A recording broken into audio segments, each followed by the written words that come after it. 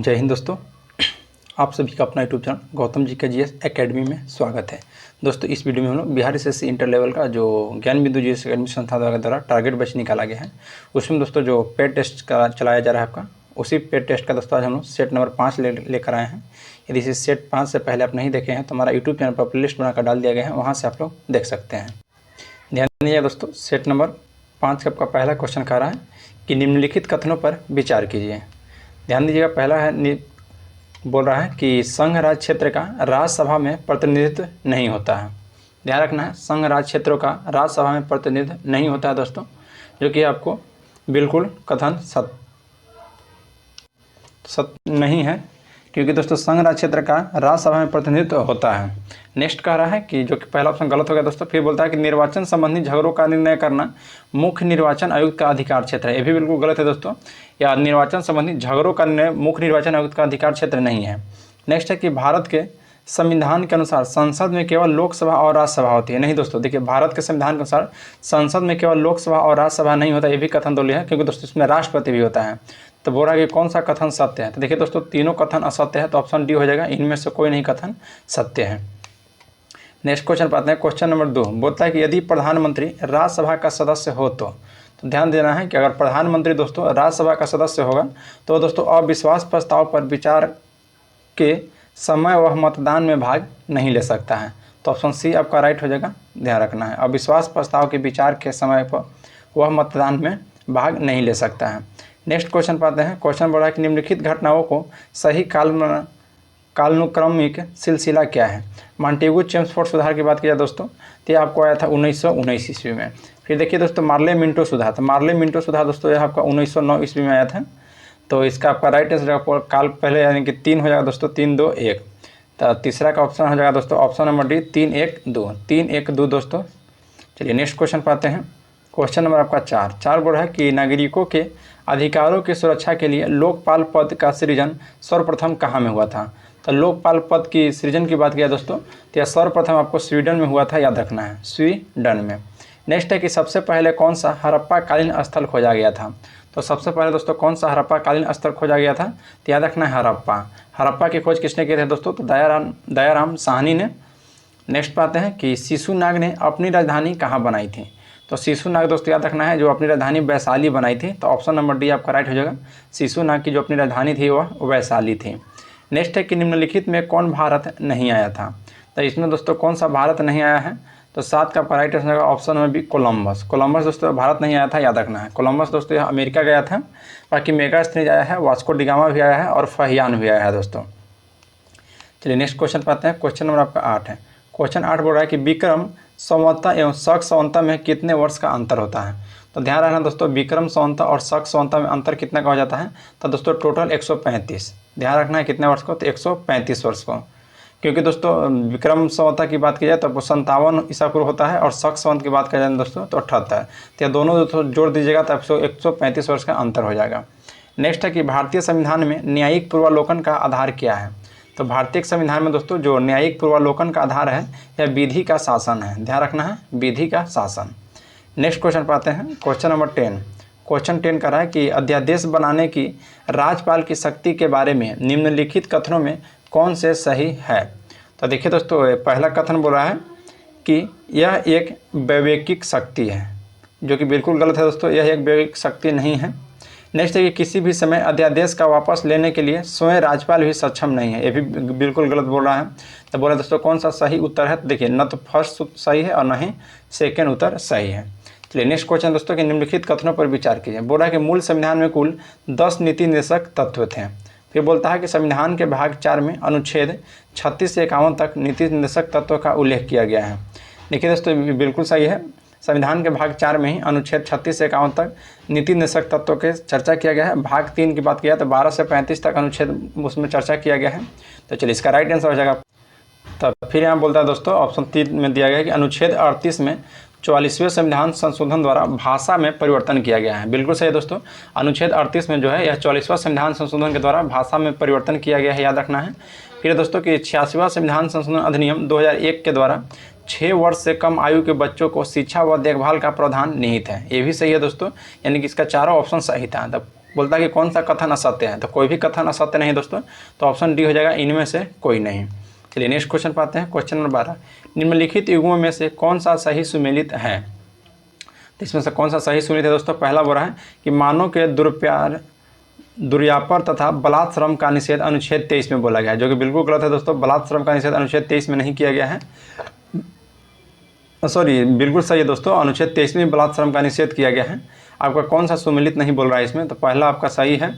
फिर नेक्स्ट है कि अल्पसंख्यक वर्गों को हितों का संरक्षण आपको अनुच्छेद 29 में चर्चा इसका दिया गया है, बिल्कुल सही है। नेक्स्ट है कि संवैधानिक उपचारों का अधिकार, यह आपका अनुच्छेद 32 में है, ये भी सही है दोस्तों। संवैधानिक उपचारों का अधिकार अनुच्छेद 32 में इसकी चर्चा की गई है। नेक्स्ट है कि शिक्षा संस्थाओं की स्थापना तथा प्रशासन करने की अल्पसंख्यक वर्गों का अधिकार, यह दोस्तों अनुच्छेद 31 नहीं, अनुच्छेद आपका 30 में दिया गया है, तो ये आपका गलत होगा, तो ऑप्शन गलत ही चूज करना है दोस्तों, तो ऑप्शन डी जो कि सुमेलित नहीं है। नेक्स्ट है कि शिवाजी को औरंगजेब के द्वारा राजा कब घोषित किया गया था, तो शिवाजी को दोस्तों औरंगजेब के द्वारा जो राजा घोषित किया गया था 1674 ईस्वी में, तो ऑप्शन सी आपका राइट हो जाएगा 1674 ईस्वी में। नेक्स्ट है क्वेश्चन नंबर 14, बोलता है कि भारत के संविधान के उद्देशिका के संबंध में निम्नलिखित में से कौन सा कथन सही नहीं है, तो कौन सा इसमें कथन सही नहीं है दोस्तों, तो पहला कथन है कि उद्देशिका संविधान का एक अंश है, बिल्कुल सही है दोस्तों, उद्देशिका जो है एक संविधान का अंग है। नेक्स्ट है कि इसमें संविधान का उद्देश्य का उल्लेख है, बिल्कुल सही है दोस्तों। नेक्स्ट है कि 1976 में उद्देशिका में समाजवादी शब्द को जोड़ा गया था, हाँ दोस्तों 42वां संविधान संशोधन के तहत दोस्तों 3 शब्द को जोड़ा गया था, जिसमें एक शब्द आपका समाजवादी भी था, तो ये भी कथन आपका सही है। नेक्स्ट है कि शब्द पंथ निरपेक्ष सदैव उद्देशिका का एक अंश था, नहीं दोस्तों, ये भी आपको 42वां संविधान संशोधन 1976 के तहत जो आपको शब्द जोड़ा गया था, तो ये भी कथन आपका गलत हो जाएगा, तो ऑप्शन नंबर डी आपका राइट हो जाएगा। नेक्स्ट है कि निम्नलिखित कथनों पर विचार कीजिए और नीचे दिए गए कूट का सही उत्तर का चयन कीजिए। तो पहला दोस्तों कि भारत एक लोकतांत्रिक देश है, बिल्कुल सही है, भारत एक लोकतांत्रिक देश है और भारत का अपना एक संविधान है, हाँ दोस्तों भारत का एक अपना संविधान है। तो देखिए इसका ए और आर दोनों सही है, लेकिन आर जो है दोस्तों यह ए का सही उल्लेख नहीं कर रहा है, तो इसका राइट आंसर हो जाएगा ऑप्शन नंबर बी, ध्यान रखना है option number B. Next question पाते हैं, क्वेश्चन नंबर आपका 16 बोला दोस्तों कि लौह अयस्क की खाने एवं अवस्थित राज्यों के संबंध में सूची 1 को सूची 2 के साथ सुमेलित कीजिए। तो देख लेते हैं दोस्तों, तो देखिए चंद्रपुर जो लौह अयस्क के खान है दोस्तों, ये आप किस राज्य में अवस्थित है, तो ये आपका दोस्तों महाराष्ट्र क्षेत्र में है। चंद्रपुर कहाँ में है, तो आपका महाराष्ट्र क्षेत्र में है। फिर दोस्तों चित्रदुर्ग, तो चित्रदुर्ग आपको कर्नाटक राज्य में है, याद रखना है, चित्रदुर्ग आपका कर्नाटक राज्य में है। बेलमडीला के खाए, तो बेलमडीला दोस्तों आपको छत्तीसगढ़ में है और मयूरभंज आपका उड़ीसा राज्य में है, तो इसका राइट आंसर हो जाएगा चंद्रपुर दोस्तों महाराष्ट्र में यानी कि 2 नंबर पर हो जाएगा, और चित्रदुर्ग कर्नाटक में यानी कि 4 नंबर। फिर उस बेलाडीला की खान दोस्तों छत्तीसगढ़ में है जो कि 3 नंबर पर है, और कर्नाटक में सॉरी मयूरभंज या दोस्तों उड़ीसा में है, या आपका 1 नंबर पर है। तो 2 4 3 1, तो 2 4 3 1 ऑप्शन नंबर आपका बी राइट हो जाएगा। नेक्स्ट क्वेश्चन है क्वेश्चन नंबर 17, झूम कृषि के निम्नलिखित प्रकार और उनसे संबंधित राज्यों पर विचार कीजिए। देखिए पहला दोस्तों नाम और दूसरे एक तरफ आपका राज्य दिया गया है, तो इसमें कौन सा सुमेलित है या नहीं है, यही आपको यहाँ पे आंसर बताना है। तो बेबर जो झूम की खेती है दोस्तों यह मध्य प्रदेश राज्य में है, जो कि बिल्कुल सही है, मध्य प्रदेश राज्य में। पामा दावी में दोस्तों उड़ीसा राज्य में है, ये भी सही है। कुरवा दोस्तों झारखंड में है, तो यानी कि तीनों ऑप्शन सही है आपका। तो बोलता है कौन सा सुमेलित है, तो 1 2 3 तीनों ऑप्शन दोस्तों आपका सही है, तो देख लेते हैं। तो इसका ऑप्शन नंबर सी आपका सही हो जाएगा, 1 2 3 ऑप्शन नंबर सी में दिया गया है। नेक्स्ट एक निम्नलिखित कथनों पर विचार कीजिए। पहला कथन कर रहा है कि मुंबई भारत के पश्चिमी तट का सबसे बड़ा तथा सबसे महत्वपूर्ण बंदरगाह है, बिल्कुल सही बोल रहा है दोस्तों, जो मुंबई भारत के पश्चिमी तट का सबसे बड़ा तथा सबसे महत्वपूर्ण बंदरगाह में आता है, तो ये आपका सही है। नेक्स्ट है कि कांडला बंदरगाह कांडला क्रीक में स्थित एक कृत्रिम बंदरगाह है, बिल्कुल गलत है दोस्तों, कांडला बंदरगाह जो है यह कांडला क्रीक में स्थित एक कृत्रिम बंदरगाह नहीं है। नेक्स्ट है कि प्रायद्वीप उड़ीसा के तट पर स्थित देश का सर्वाधिक गहरा बंदरगाह है, जो कि अभी गलत है दोस्तों, प्रायद्वीप उड़ीसा के तट पर स्थित देश का सर्वाधिक गहरा बंदरगाह पर यह नहीं हो जाएगा। तो बोला कि कौन सा कथन सही है, तो ऑप्शन नंबर ए, केवल एक कथन था दोस्तों जो यह आपका सही है। नेक्स्ट क्वेश्चन पाते हैं, क्वेश्चन नंबर 19 बोलता है कि वह कौन से 3 राजनीतिज्ञ थे जिन्होंने गुट निरपेक्ष आंदोलन को मृत्यु दिया था। तो राइट आंसर जाएगा ऑप्शन नंबर आपका सी, नासिर, टीटू और नेहरू। नासिर, टीटू और नेहरू दोस्तों याद रखना है। नेक्स्ट है कये मठ स्थित है, तो कये मठ आपका कहाँ में अवस्थित है, तो यह आपका हिमाचल प्रदेश में, तो राइट आंसर जाएगा ऑप्शन नंबर बी, कये मठ स्थित आपका हिमाचल प्रदेश में, याद रखिएगा। नेक्स्ट क्वेश्चन पाते हैं, क्वेश्चन नंबर आपका 21। क्वेश्चन 21 कह रहा है कि शूद्रक द्वारा लिखित प्राचीन भारतीय पुस्तक मृच्छकटिकम संबंधित है। तो मृच्छकटिकम जो पुस्तक है दोस्तों वह संबंधित है, याद रखना है आपको, कि वेश्या के बेटी के साथ संपन्न व्यापारी के प्रेम प्रसंग से। तो ऑप्शन ए आपका राइट हो जाएगा, वेश्या की बेटी के साथ संपन्न व्यापारी के प्रेम प्रसंग से, मृच्छकटिकम याद रखना है। नेक्स्ट है कि निम्नलिखित में से कौन सा सुमेलित नहीं है। एक तरफ दोस्तों जनजाति दिया गया है और राज्य दिया गया है, और एक तरफ आपका उसमें टिप्पणी दिया गया है। तो इसको ध्यान देते हैं। देखिए खासी जनजाति दोस्तों आपको मेघालय में दिया गया है और इसका टिप्पणी दिया है मातृक शतात्मक, जो कि दोस्तों बिल्कुल सही है। खासी जनजाति याद रखना आपको मेघालय में है और यह मातृ शतात्मक समाज की है। नेक्स्ट है चेंचू। तो चेंचू जनजाति दोस्तों आपको आंध्र प्रदेश में है और यह शिकारी और संग्राहक के लिए, तो ये भी सही है, ऑप्शन बी भी आपका सही है। नेक्स्ट है बकरवाल। तो बकरवाल आपको ध्यान रखना है, यह राजस्थान में नहीं है और यह दोस्तों घुमंतु टिप्पणी की नहीं है। तो ऑप्शन नंबर सी आपका गलत हो जाएगा दोस्तों। इसमें सुमेलित कह रहा है कि कौन सा सुमेलित नहीं है, तो ऑप्शन नंबर सी आपका सुमेलित नहीं हो जाएगा। बाकी दोस्तों ऑप्शन डी भी आपको याद रखना है। जो सिद्ध है यह गुजरात में है दोस्तों और यह अफ्रीकी अनुवांशिक स्ट्रेन से संबंधित है। चलिए नेक्स्ट क्वेश्चन पाते हैं। क्वेश्चन नंबर 23 बोल रहा है कि क्यूपर बेल्ट है। तो क्यूपर बेल्ट दोस्तों किससे संबंधित है। तो देखिए क्यूपर बेल्ट जो है यह प्लूटो की कक्षा के निकट हिम और चट्टानों का बड़ा क्षेत्र जिसे प्लेन डाइट्स भी कहा जाता है, प्लेने डाइट्स। तो ऑप्शन बी आपका राइट हो जाएगा। यह आपका कथन बिल्कुल सही है क्यूपर बेल्ट के बारे में। नेक्स्ट क्वेश्चन पाते हैं। क्वेश्चन नंबर 24 बोला कि भारत में श्वेत क्रांति की शुरुआत राष्ट्रीय डेयरी विकास बोर्ड की स्थापना के साथ हुई थी। तो इस बोर्ड की स्थापना किस वर्ष में हुआ था। क्वेश्चन साफा साहब आपसे पूछा है दोस्तों कि राष्ट्रीय डेयरी विकास बोर्ड की स्थापना कब हुआ था। तो राष्ट्रीय डेयरी विकास बोर्ड की स्थापना वर्ष 1970 ईस्वी में हुआ है। तो ऑप्शन नंबर आपका बी राइट हो जाएगा। नेक्स्ट क्वेश्चन पाते हैं। क्वेश्चन नंबर आपका 25 बोला कि कर्क रेखा निम्नलिखित में से किस देश से होकर गुजरती है। तो कर्क रेखा दोस्तों देख लीजिए जो ऑप्शन 25 का दिया गया है ऑप्शन नंबर सी, यह माली से होकर गुजरती है। बाकी उत्तरी सूडान, चाड, यमन यह सभी दोस्तों नहीं गुजरता है। नेक्स्ट क्वेश्चन है भारतीय उद्योग का विकास औद्योगिकरण का परिवाची किसने कहा था। तो यह बोला गया था आपको जवाहरलाल नेहरू के द्वारा, याद रखना है, जवाहरलाल नेहरू के द्वारा भारतीय उद्योग का विकास औद्योगिकीकरण का परिवाची बोले थे जवाहरलाल नेहरू। नेक्स्ट है कि ऑस्ट्रेलिया का बीपा क्षेत्र प्रसिद्ध है। तो ऑस्ट्रेलिया का जो बीपा क्षेत्र प्रसिद्ध है दोस्तों और लौह अयस्क भंडार के लिए नहीं, लौह अयस्क भंडार के लिए नहीं है। फिर तांबा भंडार के लिए नहीं दोस्तों, तांबा भंडार के लिए भी नहीं हो जाएगा। मैंगनीज भंडार के लिए नहीं, ये भी नहीं हो जाएगा। तो इसका ऑप्शन डी हो जाएगा, इनमें से कोई नहीं। नेक्स्ट क्वेश्चन पाते हैं। क्वेश्चन नंबर 28 बोला कि 10 राजाओं का युद्ध संबंधित है। तो जो 10 राजाओं का युद्ध संबंधित है यह दोस्तों ऋग्वेद में इसका उल्लेख किया गया है। 10 राजाओं का युद्ध आपको ऋग्वेद में उल्लेखित किया गया है। तो ऑप्शन नंबर आपका राइट होगा ऋग्वेद से। क्वेश्चन नंबर आपका 29 बोल रहा है कि 1942 का भारत छोड़ो आंदोलन मध्य प्रदेश में कहाँ से प्रारंभ हुआ था। तो देखिए दोस्तों जो 1942 का भारत छोड़ो आंदोलन का मध्य प्रदेश में दोस्तों विदिशा एक जगह है, वहीं से आपको प्रारंभ हुआ था, याद रखना है विदिशा। जब भारत छोड़ो आंदोलन दोस्तों स्टार्ट हुआ था तो उस समय भारतीय वायसराय जो था दोस्तों भारत का, तो याद रखना है और लॉर्ड लिन लिथगो था, लॉर्ड लिन लिथगो। नेक्स्ट पाते हैं। क्वेश्चन नंबर 30 बोल रहा है कि सूची 1 को सूची 2 के साथ सुमेलित करना है। एक तरफ झील दिया गया है और एक तरफ दोस्तों राज्य दिया गया है। तो देखिए अचरा या रत्नागिरी, अचरा या रत्नागिरी जो है दोस्तों ये आपका महाराष्ट्र राज्य में है, याद रखना है। अचरा या रत्नागिरी कहाँ में है, तो महाराष्ट्र राज्य में। फिर नेक्स्ट दोस्तों चुंडापुर झील। तो चुंडापुर झील दोस्तों आपको याद रखना है ये आपका कर्नाटक राज्य में है। चुंडापुर झील आपका कहाँ में है, तो कर्नाटक राज्य में। फिर है पिचावरम, पिचावरम दोस्तों आपको तमिलनाडु क्षेत्र में है। पिचावरम झील ध्यान रखना है तमिलनाडु में। और वेम्बनाथ झील दोस्तों ये आपका केरल में है, वेम्बनाथ झील केरल में। देखिए अचरा रत्नागिरी हो जाएगा आपको महाराष्ट्र यानी कि 4 नंबर पे आ जाएगा। और चुंडापुर झील दोस्तों आपको कर्नाटक में आ जाएगा तो 1 नंबर पे आ जाएगा। फिर दोस्तों पिचावरम, पिचावरम जो झील है आपको तमिलनाडु में यानी कि 5 आ जाएगा। और दोस्तों वेम्बनाथ झील आपका केरल राज्य में है, यह आपका दोस्तों 2 नंबर पे यानी कि 4, 1, 5, 2। तो 4, 1, 5, 2 देखिए ऑप्शन नंबर डी में दिया गया है, 4, 1, 5, 2 आपका राइट आंसर हो जाएगा option number D. Next question पाते हैं। क्वेश्चन नंबर 31 बोल रहा है कि पुस्तक तथा उनके लेखक में कौन सा जोड़ा गलत है, यानी कि गलत जोड़ा को पहचानना है दोस्तों। तो देखिए इंडियन मिरर, इंडियन मिरर पुस्तक के लेखक दोस्तों केशव चंद्र सेन थे, बिल्कुल सही है। इंडियन मिरर पुस्तक के लेखक केशव चंद्र सेन ही थे। नेक्स्ट है इंडिपेंडेंट, इंडिपेंडेंट पुस्तक के लेखक दोस्तों मोतीलाल नेहरू थे, ये भी सही है दोस्तों। इंडिपेंडेंट क्या याद रखना है, मोतीलाल नेहरू। और अनहैप्पी इंडिया, अनहैप्पी इंडिया दोस्तों लाला लाजपत राय हो जाएंगे, जो कि यह भी बिल्कुल सही है। तो आपको बोला दोस्तों कौन सा जोड़ा गलत नहीं है, तो बच गया ऑप्शन डी, ये आपका अभ्युदय महात्मा गांधी से संबंधित नहीं है, तो ऑप्शन नंबर डी आपका राइट हो जाएगा। नेक्स्ट क्वेश्चन पाता है। क्वेश्चन नंबर दोस्तों 32 बोल रहा है कि प्रायद्वीपीय में पश्चिम से पूर्व की ओर बहने वाली नदियों को उत्तर से दक्षिण की ओर क्रम के लिए सही उत्तर नीचे दिए गए कूट की सहायता से चयन कीजिए। तो 32 का आपका ऑप्शन ए राइट हो जाएगा दोस्तों, जो कि आपको यह बोल रहा है उत्तर से दक्षिण की ओर। तो देखिए स्वर्ण रेखा पहले आएगा, उसके बाद महानदी, फिर गोदावरी, कृष्णा, पेनार, कावेरी और बगाई नदी।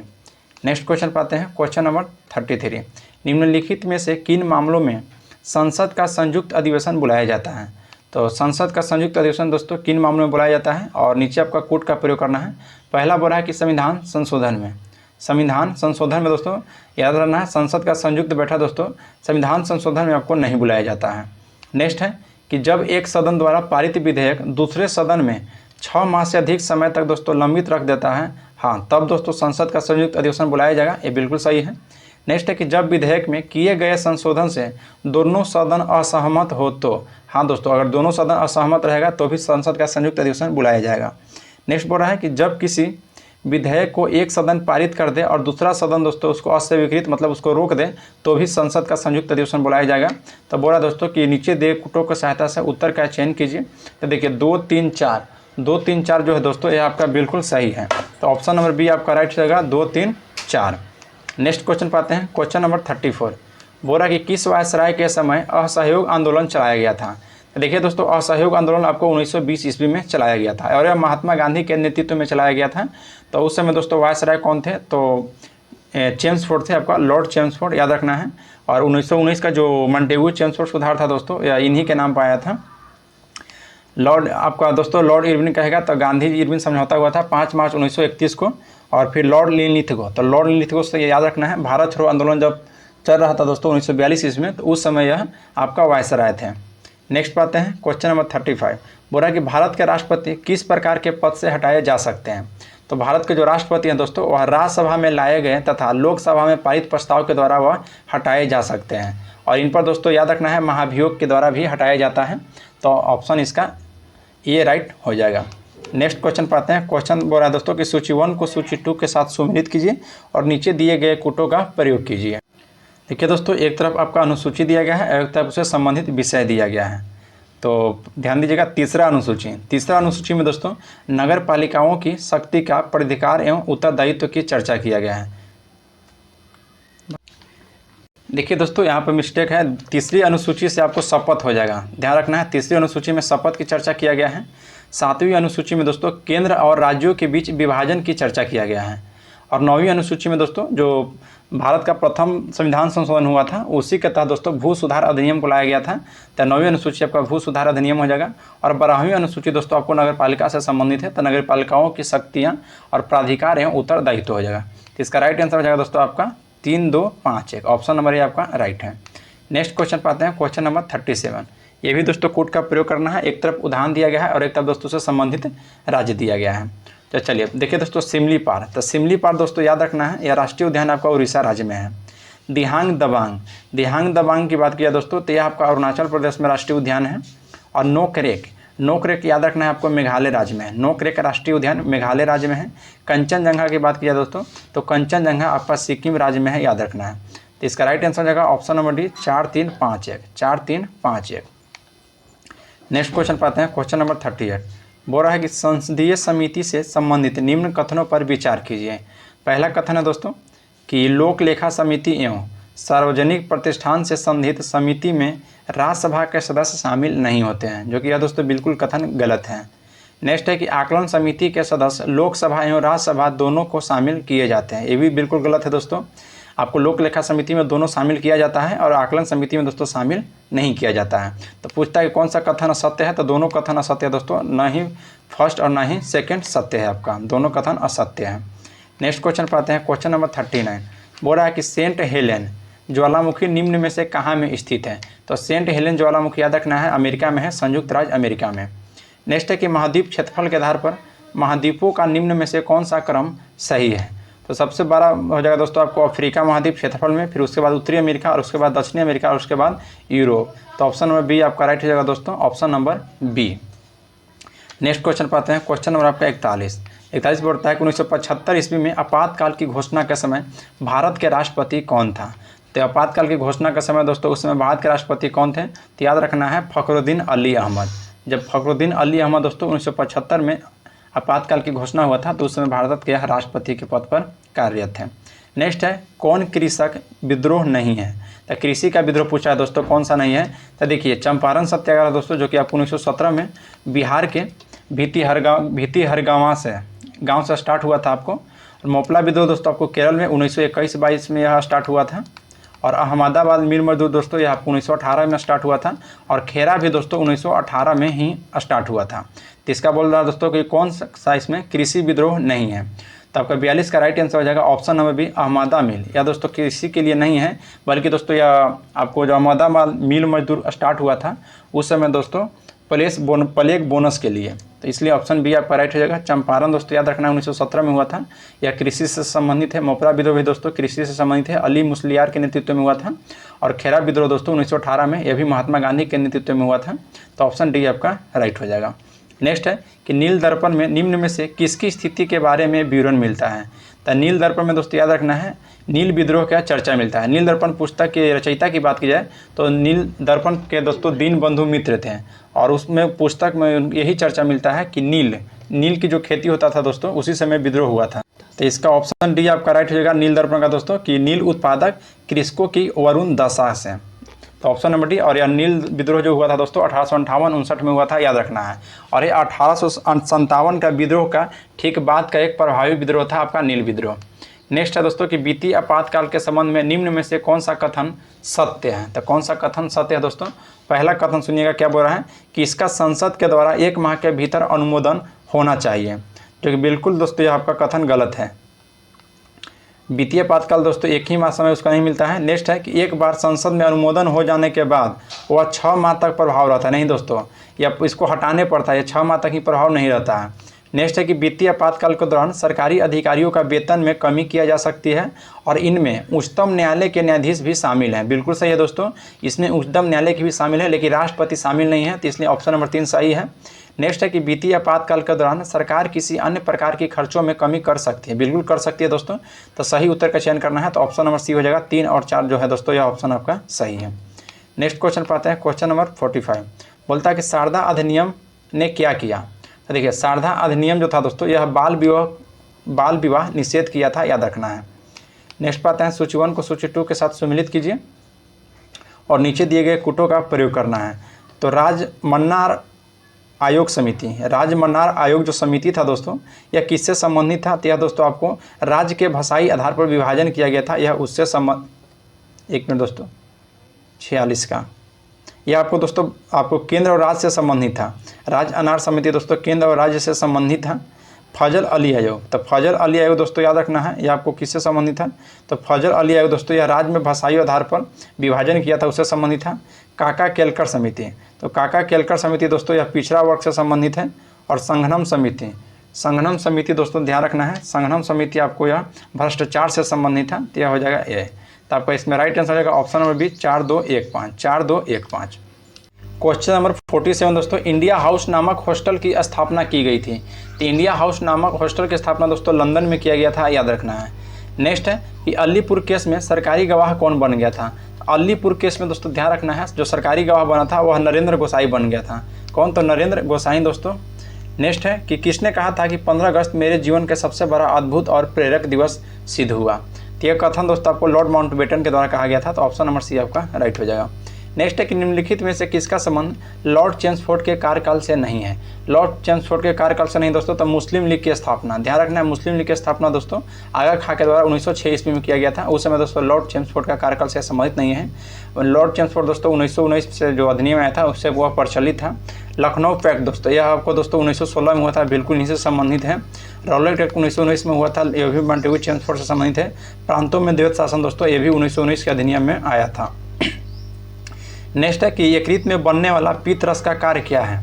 तो यकृत में बनने वाला पित्त रस का कार्य क्या है दोस्तों, तो देखिए पहला बोला कि पित्त अमाशय से छोटी आंत में आए अम्लीय भोजन को क्षारीय बनाता है। फिर नेक्स्ट है बिल्कुल सही है दोस्तों कि पित्त भोजन में उपस्थित वसा के बड़े अणुओं को छोटे छोटे अणु में विखंडित करता है, जिसे दोस्तों पाइसीकरण कहते हैं। तो इसका ऑप्शन सी हो जाएगा दोस्तों। 1 और 2 दोनों कथन सही है। नेक्स्ट है कि निम्न में से वर्ग समूह के तत्व पी ब्लॉक के तत्व कहलाते हैं। तो पी ब्लॉक के जो तत्व कहलाते हैं दोस्तों वह वर्ग 13 के, वर्ग 13 वर्ग 18 का दोस्तों याद रखना है पी ब्लॉक के तत्व कहलाते हैं। नेक्स्ट है कि एक दूरदृष्टि, ध्यान रखना है, एक दूरदृष्टि दोष युक्त आंख के संबंध में निम्न में से कौन सा कथन सही नहीं है। तो 53 का राइट आंसर है दोस्तों ऑप्शन नंबर सी, जो बोल रहा है कि आंख का नेत्र गोलक 12 हो जाता है और फोकस दूरी घट जाती है। दोस्तों कथन सही नहीं है, तो ऑप्शन आपका सी हो जाएगा, कथन सही नहीं पूछ रहा था। नेक्स्ट है कि मेंडल का प्रयोग में विकसित लक्षणों की जोड़ी को क्या कहते हैं। तो दोस्तों ध्यान रखना है आप, उसको हम लोग एलील कहते हैं। मेंडल के प्रयोग में जो विकसित लक्षण की जोड़ी होता है उसे एलील कहते हैं। नेक्स्ट क्वेश्चन है क्वेश्चन नंबर आपका 55 बोलता है कि निलंबन में निलंबित कणों का आकार होता है। तो निलंबन में निलंबित कणों का आकार दोस्तों 10 के पावर -5 सेंटीमीटर से अधिक होता है, याद रखना है। नेक्स्ट है कि नाभिकीय अभिक्रिया संलयन या विखंडन में भारी परिमाण में ऊर्जा निकलने का कारण क्या है। तो ध्यान रखना है दोस्तों, वह आपका द्रव्यमान का ऊर्जा में रूपांतरण होना, द्रव्यमान की ऊर्जा में रूपांतरण होने के कारण दोस्तों यह भारी ऊर्जा इसमें निकलने का एक कारण है। नेक्स्ट क्वेश्चन है क्वेश्चन नंबर आपका दोस्तों 57। क्वेश्चन 57 कहता है कि सिनेप्स में से किन दो बीज को सिनेप्स संयोजन है। सिनेप्स दोस्तों, तो ध्यान रखना है, जो सिनेप्स है ये आपका न्यूरॉन से संबंधित है। तो ऑप्शन आपका बी राइट हो जाएगा दोस्तों, न्यूरॉन। दो जब आपस में न्यूरॉन जुड़ते हैं दोस्तों उसी को सिनेप्स कहा जाता है। तो 57 नंबर का ऑप्शन बी राइट हो जाएगा। नेक्स्ट है कि वैसे रासायनिक पदार्थ जो सूक्ष्मजीव द्वारा उत्पन्न होता है तथा सूक्ष्मजीव ही नष्ट करने में प्रयोग लाया जाता है तो वह क्या कहलाता है। तो वह दोस्तों याद रखना है प्रतिजैविक कहलाता है, यानी कि एंटीबायोटिक कहलाता है। नेक्स्ट पाते हैं क्वेश्चन नंबर 59। बोला दोस्तों कि एक 50 ग्राम द्रव्यमान की गोली 4 kg द्रव्यमान की राइफल से 35 मीटर प्रति सेकंड के प्रारंभिक वेग से छोड़ी जाती है, तो राइफल के प्रारंभिक प्रतिक्षेप का वेग कितना हो जाएगा। तो ध्यान रखें दोस्तों, वह 0.44 मीटर पर सेकेंड हो जाएगा। नेक्स्ट है कि BRG34 किस रोग से संबंधित है। तो BRG34 दोस्तों यह मधुमेह से संबंधित है, याद रखना है, मधुमेह से संबंधित है। नेक्स्ट है लेग हीमोग्लोबिन पाई जाती है। तो लेग हीमोग्लोबिन कहाँ पाई जाती है, तो यह लेग यूम मूल ग्रंथियों में पाई जाती है, याद रखना है, मूल ग्रंथियों में। क्वेश्चन नंबर दोस्तों 62 बोल रहा है कि अस्पतालों में कृत्रिम श्वसन के लिए प्रयुक्त मिश्रण किसका है। देखिए, जो अस्पतालों में कृत्रिम श्वसन के लिए यूज किया जाता है वह दोस्तों आपका मिश्रण पूछ रहा है, तो आपको दोस्तों याद रखना है ऑक्सीजन और हीलियम का है, जिसमें ऑक्सीजन की मात्रा दोस्तों 90% होता है और हीलियम की मात्रा 10% होता है। नेक्स्ट है कि नियत वेग से गतिमान एक खुली गाड़ी में बैठा एक व्यक्ति ऊर्ध्वाधर ऊपर की ओर गेंद फेंकता है, यदि वायु की प्रतिरोध उपेक्षणीय है तो गेंद कहाँ गिरेगी। तो गेंद दोस्तों ठीक व्यक्ति के हाथों में गिरेगा, तो ऑप्शन नंबर ए आपका राइट हो जाएगा। नेक्स्ट है क्वेश्चन नंबर 64। निम्नलिखित में से कौन सा तत्व सभी प्रोटीनों में विद्यमान होते हैं। तो सभी प्रोटीनों में दोस्तों विद्यमान तत्व कौन से होते हैं। तो देखिए, प्रोटीनों की बात की जाए तो कार्बन में भी होते हैं दोस्तों, हाइड्रोजन में भी होते हैं और ऑक्सीजन में भी होते हैं और नाइट्रोजन में भी होते हैं। तो ऑप्शन डी हो जाएगा ए सभी में। नेक्स्ट एक निम्नलिखित में से कौन सी अंतःस्रावी ग्रंथि मानव मस्तिष्क में उपस्थित नहीं है। तो मानव मस्तिष्क में दोस्तों कौन सा उपस्थित इसमें नहीं है, तो औटी ग्रंथि। औटू ग्रंथि जो है दोस्तों यह मानव के मस्तिष्क में उपस्थित नहीं है। बाकी 3 ग्रंथि है दोस्तों मानव के मस्तिष्क में, ध्यान रखना है, हाइपोथैलेमस, पीनियल ग्रंथि और पीयूष ग्रंथि। नेक्स्ट क्वेश्चन पे आते हैं, क्वेश्चन नंबर 66। बोला दोस्तों कि गुरुत्व के प्रभाव के अधीन नीचे आते पिंड के संबंध में निम्नलिखित कथन में से कौन सा सही है। देखिए दोस्तों, नीचे आ रहा है यह गुरुत्व के प्रभाव में, तो इसका आपका राइट आंसर हो जाएगा 66 का ऑप्शन नंबर डी, कि इसकी गतिज ऊर्जा में वृद्धि होगा और जबकि स्थितिज ऊर्जा में दोस्तों कमी होगा धीरे धीरे। तो ऑप्शन नंबर आपका डी राइट हो जाएगा। नेक्स्ट है कि किसी अवतल लेंस की फोकस दूरी 15 सेंटीमीटर है और लेंस से कितनी दूरी पर वस्तु को रखें कि लेंस द्वारा बना प्रतिबिंब लेंस से 10 सेंटीमीटर दूर हो जाएगा। तो राइट आंसर है दोस्तों ऑप्शन नंबर डी 30 सेंटीमीटर पर, याद रखना है। नेक्स्ट है कि रंजक के रूप में प्रयुक्त पादप मेहंदी निम्नलिखित में से किससे अभिक्रिया करके वाले त्वचा के रंग को नारंगी रंग कर देता है। तो राइट आंसर हो जाएगा दोस्तों ऑप्शन नंबर ए प्रोटीन और एमिनो अम्ल को, ध्यान रखना है, प्रोटीन और एमिनो अम्ल के। नेक्स्ट क्वेश्चन पाते हैं, क्वेश्चन नंबर आपका 69। अनचाहे गर्भ को रोकने हेतु लगाए जाने वाला कॉपर टी का क्या कार्य है। तो कॉपर टी का कार्य दोस्तों याद रखना है कि यह निषेचन को रोकता है, किसको, तो निषेचन को। नेक्स्ट है इंद्र है। इंद्र दोस्तों यह किससे संबंधित है, तो इंद्र दोस्तों एक प्रकार का आपका रडार है, ध्यान रखना है, इंद्र रडार है। क्वेश्चन नंबर दोस्तों 71 का है कि निम्नलिखित में से कौन सा वृक्कों में रुधिर से निकाले जाने वाला अवशिष्ट पदार्थ नहीं है। तो कौन सा अवशिष्ट पदार्थ इसमें नहीं निकलता है दोस्तों वृक्क से, तो कार्बन डाइऑक्साइड, याद रखना है। किडनी से दोस्तों कार्बन डाइऑक्साइड नहीं निकलता है, बाकी यूरिया निकलता है, यूरिक अम्ल निकलता है और अमोनिया निकलता है। अमोनिया का यही कारण दोस्तों गंध देता है। नेक्स्ट है कि निम्न कथनों पर विचार कीजिए। पहला कथन है कि पौधे में प्राथमिक वृद्धि हेतु उत्तरदायी कैम्बियम या पार्श्व विभोजित की है। देखिए दोस्तों, प्राथमिक वृद्धि में कैम्बियम और पार्श्व विभोजित की नहीं आता है। पार्श्व विभोजित की नाम दोस्तों कैम्बियम है, लेकिन यह द्वितीय वृद्धिक में आता है, ध्यान रहे, द्वितीय वृद्धिक में। प्राथमिक वृद्धि कहेगा आपको तो शीर्ष अस्त हो जाता है। तो पहला ऑप्शन दोस्तों आपका गलत है। दूसरा कह रहा है कि पौधा में द्वितीय की वृद्धि हेतु उत्तरदायी उत्तर शीर्ष अस्त विभाजित की यानी कि एपिकल के बारे में बोल रहा है दोस्तों, जो कि यह बिल्कुल गलत है। एपिकल विभाजित की जो है दोस्तों इसको प्रथम में आता है, जो कि आपको पौधे की लंबाई बढ़ाने में सहायक होता है। तो ये भी कथन आपका दोस्तों गलत है।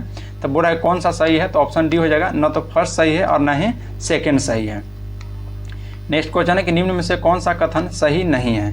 पहला 73 का कथन बोल रहा है दोस्तों कि कौन सा सही नहीं है। तो पहला ध्यान दीजिएगा, ऑप्शन जो डी दे रहा है कि अम्ल में पदार्थ हैं जो इलेक्ट्रॉन को जोड़ी त्याग कर सकता है, यह बिल्कुल गलत है दोस्तों। तो इसका राइट आंसर हो जाएगा ऑप्शन नंबर डी। ठीक है दोस्तों, इस सेट का सेकंड लास्ट क्वेश्चन है। और वीडियो आप लोग को अच्छा लग रहा हो तो लाइक जरूर कीजिएगा, और आप हमारे यूट्यूब चैनल पर पहली बार आए हैं तो चैनल को सब्सक्राइब कीजिए और बेल आइकन को प्रेस कर लीजिए। कोई भी नोटिफिकेशन हो दोस्तों सबसे पहले आपके पास पहुँचेगा। चलिए नेक्स्ट क्वेश्चन पर बढ़ते हैं कि ताप के मान में वृद्धि होने पर चालक पदार्थ का, तो 74 का राइट आंसर हो जाएगा ऑप्शन नंबर आपका बी, कि विद्युत प्रतिरोध बढ़ता है और विद्युत चालकता दोस्तों घट जाता है, याद रखना है। नेक्स्ट है दोस्तों, देखिए इस सेट का दोस्तों लास्ट क्वेश्चन है जीके जीएस में, बोलता है कि निम्न कथनों पर विचार कीजिए। पहला कथन बोला कि पृथ्वी का विशालतम जीवित पक्षी शुतुरमुर्ग है जो कि उड़ नहीं सकता है। तो पृथ्वी पर विशालतम जीवित दोस्तों जो शुतुरमुर्ग है जो कि उड़ नहीं सकता है। और दूसरा कथन कह रहा है आपका कि पृथ्वी का सबसे छोटा पक्षी गुंजन यानी कि हमिंग पक्षी है दोस्तों, यह आगे तथा पीछे दोनों की तरफ उड़ सकता है। बिल्कुल सही है दोस्तों, पृथ्वी का सबसे छोटा पक्षी याद रखना है हमिंग बर्ड यानी कि गुंजन पक्षी, और सबसे बड़ा जीवित पक्षी दोस्तों शुतुरमुर्ग है। दोनों के कथन सही बोल रहा है, तो आपका ऑप्शन हो जाएगा सी दोस्तों, 1 और 2 या दोनों कथन सही है। ठीक है दोस्तों, यहाँ पर टोटल 75 क्वेश्चन जीके जीएस के देखे हैं और 75 क्वेश्चन रीजनिंग और मैथ के मिलाकर हैं। तो आपको दोस्तों पीडीएफ जो डिस्क्रिप्शन में दिया गया टेलीग्राम का लिंक, वहाँ से आप ज्वाइन हो जाइए, और वहाँ पर दोस्तों टोटल आपको 150 क्वेश्चन का पीडीएफ मिल जाएगा, वहाँ से आप इस पीडीएफ को लगा सकते हैं। तो चलिए दोस्तों आज के इतना ही, मिलते हैं नेक्स्ट क्लास में। जय हिंद दोस्तों।